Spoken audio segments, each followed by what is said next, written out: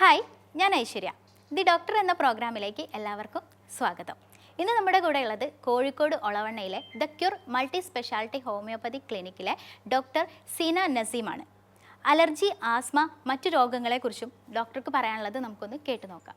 ഞാൻ doctor Seena Naseem, consultant homeopathy, the cure homeopathic multi speciality clinic, Olavanna, Calicut. Allergy അഥവാ hypersensitivity എന്ന് പറയുന്നത് നമ്മുടെ ശരീരത്തിലേക്ക് ഒരു പദാർത്ഥം, പുറത്തു നിന്നുള്ളൊരു പദാർത്ഥം നമ്മുടെ ശരീരത്തിലേക്ക് കയറിക്കഴിഞ്ഞാൽ നമ്മുടെ ശരീരത്തിൻ്റെ രോഗപ്രതിരോധ സംവിധാനം അതിനോട് കാണിക്കുന്ന ഒരു അമിതമായ പ്രവർത്തനം, അതാണ് അലർജി എന്ന് പറയുന്നത്. അത് എല്ലാ ആളുകളിലും ഉണ്ടാവണമെന്നില്ല. ഇപ്പോൾ ഒരു 10 പേരുള്ളൊരു റൂമാണെങ്കിൽ ഒരു പൊടിയോ എന്തെങ്കിലും ഒരു പദാർത്ഥം ആ റൂമിലുണ്ടെങ്കിൽ എല്ലാവരും തുമ്മിക്കൊള്ളുന്നില്ല. അതിലൊരാൾക്കായിരിക്കും ആ ഒരു ടെൻഡൻസി കാണിക്കുക. അതാണ് ഈ ഹൈപ്പർ സെൻസിറ്റിവിറ്റി. ആ ഒരു സാധനത്തിനോടുള്ള അവരുടെ അമിതമായ പ്രവർത്തനം, രോഗപ്രതിരോധ സംവിധാനത്തിൻ്റെ അമിതമായ പ്രവർത്തനമാണ് ആ കാണിക്കുന്നത്.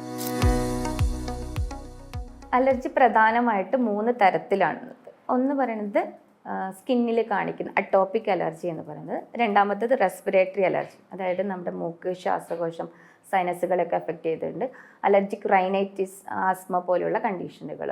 മൂന്നാമത്തെ വരുന്നതാണ് ഫുഡ് അലർജി. ഫുഡ് അലർജിയിൽ മെയിനായിട്ട് ചില ഫുഡ് പാർട്ടിക്കിൾസിനോട്, ചിലർക്ക് അത് പാലാവാം, മുട്ടയാവാം, ചിലർക്ക് ഗോതമ്പ്, അതുപോലെയുള്ള സാധനങ്ങളോട് കാണിക്കുന്ന ഒരു തരം ഹൈപ്പർ സെൻസിറ്റിവിറ്റി റിയാക്ഷൻ. ഇങ്ങനെ 3 തരത്തിലാണ് പ്രധാനമായിട്ടും അലർജി കണ്ടുവരുന്നത്.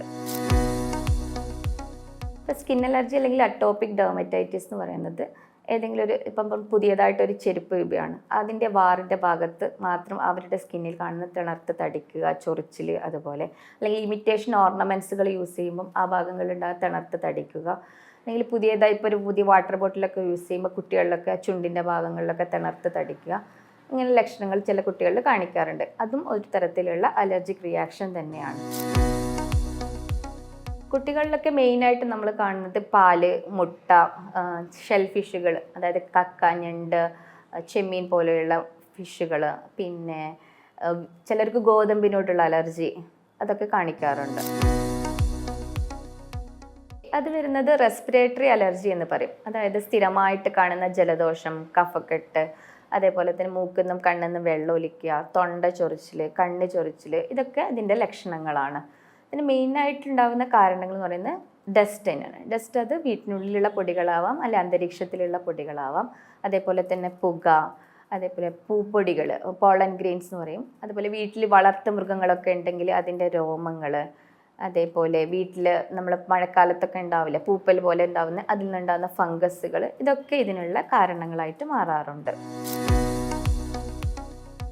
സ്കിൻ അലർജിയിൽ മെയിനായിട്ട് നമ്മുടെ ആർട്ടിഫിഷ്യൽ ഓർണമെൻറ്റ്സുകൾ അല്ലെങ്കിൽ കോസ്മെറ്റിക്സുകൾ, അതായത് പെർഫ്യൂംസുകൾ, പൗഡറുകൾ, ക്രീംസുകൾ, അതൊക്കെ ചില ആളുകൾക്ക് ഉപയോഗിക്കുമ്പോൾ കൂടുതലായിട്ട് തണർത്ത് തടിക്കുക, ചൊറിച്ചിൽ, അതൊക്കെ അനുഭവപ്പെടാറുണ്ട്. അതേപോലെ ആർട്ടിഫിഷ്യൽ ഓർണമെൻറ്റ്സുകൾ, ഇമിറ്റേറ്റിംഗ് ആയിട്ടുള്ള ഗോൾഡിന് പകരമായിട്ടൊക്കെ ചിലർ യൂസ് ചെയ്യുന്നത് ആ ഇടുന്ന ഭാഗങ്ങളിൽ മാത്രമായിട്ട്, ശരീരം മൊത്തമായിട്ട് കാണിക്കില്ല, ഇടുന്ന ഭാഗങ്ങളിൽ മാത്രമായിട്ട് തണർത്ത് തടിക്കുക, ചൊറിച്ചിൽ, വേദന, ഇതൊക്കെ അനുഭവപ്പെടാറുണ്ട്. അതേപോലെ തന്നെ പുതിയതായിട്ട് ഒരു ചെരുപ്പ് യൂസ് ചെയ്യുമ്പോൾ ആ ചെരുപ്പിൻ്റെ വള്ളി, ആ ഒരു ഭാഗം മാത്രം തിണർത്ത് തടിക്കുക, ചൊറിച്ചിൽ, അതേപോലെ പുതിയൊരു ബോട്ടിൽ ഉപയോഗിക്കുമ്പോൾ വെള്ളം കുടിക്കുന്ന ഭാഗത്ത്, ചുണ്ടിന് ഭാഗത്ത് മാത്രം അങ്ങനെ കാണിക്കുന്ന തിണർത്ത് തടിപ്പുകളും ചൊറിച്ചിലുകളൊക്കെ, അതായത് കോണ്ടാക്റ്റ്, ആ ഒരു കോണ്ടാക്റ്റ് വരുന്ന ഭാഗങ്ങളിൽ മാത്രം റിയാക്ഷൻ കാണിക്കുക, ശരീരം മൊത്താകെ കാണിക്കാറില്ല. ആ ഒരു എവിടെയാണോ ആ ഒരു സാധനത്തിൻ്റെ കോണ്ടാക്റ്റ് വരുന്നത് ആ ഭാഗങ്ങളിൽ മാത്രം റിയാക്ഷൻസുകൾ കാണിക്കാറുണ്ട്. അതാണ് മെയിനായിട്ട് സ്കിൻ അലർജിയിൽ വരുന്നത്. ഫുഡ് അലർജി പല ആളുകൾക്കും പല തരത്തിലുള്ള ഭക്ഷണത്തിനോടായിരിക്കും. ചില ആളുകൾക്കാണെങ്കിൽ ഫിഷിൽ തന്നെ ഷെൽ ഫിഷുകൾ, കടുക്ക, ചെമ്മീൻ, ഞണ്ട് പോലെയുള്ള സാധനങ്ങളോട്. ചിലർക്കാണെങ്കിൽ മാംസം ആയിട്ടുള്ളത്, അതിൽ ബീഫാണ് മെയിനായിട്ട് കാണിക്കാറുള്ളത്. ചില ആളുകൾക്കാണെങ്കിൽ ഡ്രൈ ഫ്രൂട്ട്സുകൾ, പീനട്ട് പോലെയുള്ള സാധനങ്ങളോട് അലർജി കാണിക്കാറുണ്ട്. ചിലർക്കാണെങ്കിൽ ഗോതമ്പ് അല്ലെങ്കിൽ സോയാബീൻ പോലെയുള്ള, ഇതൊക്കെയാണ് മെയിനായിട്ടുള്ള ഫുഡ് അലർജനുകൾ. ലക്ഷണങ്ങൾ പറയുകയാണെങ്കിൽ പലർക്കും പല വിധത്തിലാണ് കാണിക്കാറുള്ളത്. ചിലർക്കാണെങ്കിൽ വയറുവേദനയായിട്ട് കാണിക്കും, ചിലർക്ക് വയറിളക്കം, ഓക്കാനം, ഛർദി പോലെ കാണിക്കാറുണ്ട്. ചിലർക്കാണെങ്കിൽ ശരീരം ഒട്ടാകെ തണർത്ത് പൊന്തി വീക്കം പോലെ കാണിക്കും, ചൊറിച്ചിൽ അനുഭവപ്പെടും, ഇതുപോലെയുള്ള രോഗലക്ഷണങ്ങളൊക്കെ കാണിക്കാറുണ്ട്. ഇതിൽ തന്നെ മെയിനായിട്ട് ശ്രദ്ധിക്കേണ്ട ഒന്നാണ്, ഇതിൻ്റെ നിശ്ചിത അളവിൽ കൂടിക്കഴിഞ്ഞാൽ ഈ ഒരു അലർജി ഉള്ള ആളുകളിൽ ഈ ഭക്ഷണ പദാർത്ഥങ്ങൾ നിശ്ചിത അളവിലും കൂടിക്കഴിഞ്ഞാൽ മരണത്തിന് വരെ കാരണമാകും. ഈ ഒരു റിയാക്ഷൻ നമ്മൾ പറയുന്നതാണ് അനഫൈലൈറ്റിക് റിയാക്ഷൻ എന്ന് പറയുന്നത്. തീർച്ചയായിട്ടും അലർജിയും പാരമ്പര്യ അസുഖങ്ങളിൽ പെട്ടൊരു അസുഖം തന്നെയാണ്. ഇപ്പോൾ നടക്കുന്ന റിസർച്ചുകളൊക്കെ പറയുന്നത് എങ്ങനെയാണെന്ന് വെച്ചാൽ, ഇപ്പോൾ ഒരു കുട്ടിക്കാണെങ്കിൽ ആ കുട്ടീൻ്റെ അച്ഛൻ്റെ ഫാമിലിയിൽ അലർജി ഉണ്ടെങ്കിൽ ആ കുട്ടിക്ക് അലർജി കിട്ടാനുള്ള ചാൻസ് എന്ന് പറയുന്നത് 50% മേലെയാണ്. ഇപ്പോൾ അച്ഛൻ്റെയും അമ്മയുടെയും ഫാമിലിയിൽ അലർജി ഉണ്ടെങ്കിൽ കുട്ടിക്ക് അലർജി വരാനുള്ള സാധ്യത 66% മേലെയാണ്. അപ്പോൾ തീർച്ചയായിട്ടും അലർജി എന്ന് പറയുന്നത് ഒരു പാരമ്പര്യ അസുഖങ്ങളിൽ പെട്ടത് തന്നെയാണ്. 100% ഹോമിയോപ്പതി മെഡിസിനുകൾ വെച്ച് നമുക്ക് അലർജി പൂർണ്ണമായി തന്നെ ഭേദപ്പെടുത്താൻ കഴിയുന്നതാണ്. ഒരു ചികിത്സാ കാലയളവ് എന്ന് പറയുന്നത് 3 മുതൽ 6 മാസം വരെയാണ്. ഈ ഒരു ചികിത്സാ കാലയളവിൽ തന്നെ അസുഖത്തിന് വേരോട് കൂടി തന്നെ, അതായത് ഒരു തിരിച്ചുവരവില്ലാത്ത രീതിയിൽ അലർജി പൂർണ്ണമായി തന്നെ മാറ്റാൻ കഴിയുന്നതാണ്.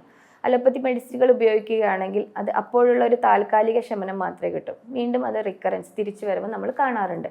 എന്നാൽ ഹോമിയോപ്പതിക് മെഡിസിനുകൾ വെച്ച് നമുക്ക് അസുഖത്തെ പൂർണ്ണമായി തന്നെ മാറ്റാൻ കഴിയുന്നതാണ്. ഹോമിയോപ്പതി മെഡിസിനുകൾ രോഗിയുടെ രോഗലക്ഷണങ്ങൾക്കനുസരിച്ചിട്ടാണ് കൊടുക്കാറുള്ളത്. ഇപ്പോൾ ഒരു 10 അലർജി പേഷ്യൻസ് ഉണ്ടെങ്കിൽ 10 പേരുടെയും രോഗലക്ഷണങ്ങൾ വ്യത്യസ്തമായിരിക്കും. അതിനനുസരിച്ചുള്ള മരുന്നുകളാണ് കൊടുക്കുക. അപ്പോൾ 10 പേർക്ക് 10 തരത്തിലുള്ള മെഡിസിനുകളാണ് കൊടുക്കുക. അപ്പോൾ ഈ ഒരു സമയത്തിനുള്ളിൽ, ഈ ഒരു 3 മുതൽ 6 മാസം വരെയുള്ള ചികിത്സാ കാലയളവിൻ്റെ ഉള്ളിൽ തന്നെ നമുക്ക് അസുഖം പൂർണ്ണമായി തന്നെ ഭേദമാക്കാൻ കഴിയും. അലർജിക് ട്രീറ്റ്മെൻറ്റിൽ മെഡിസിൻ പോലെ തന്നെ ഇമ്പോർട്ടൻ്റ് ആണ് അവരുടെ ലൈഫ് സ്റ്റൈൽ മാനേജ്മെൻറ്റും എന്നുള്ളത്.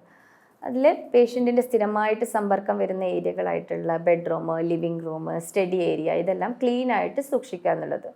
ബെഡ്റൂമിലാണെങ്കിൽ ഈ ബെഡ്ഷീറ്റുകളെല്ലാം കട്ടി കുറഞ്ഞ ബെഡ്ഷീറ്റിനെക്കാളും കട്ടി കുറഞ്ഞ കോട്ടണിനെക്കാട്ടിലും നല്ലത് സാറ്റിൻ പോലുള്ള തുണികളാണ്.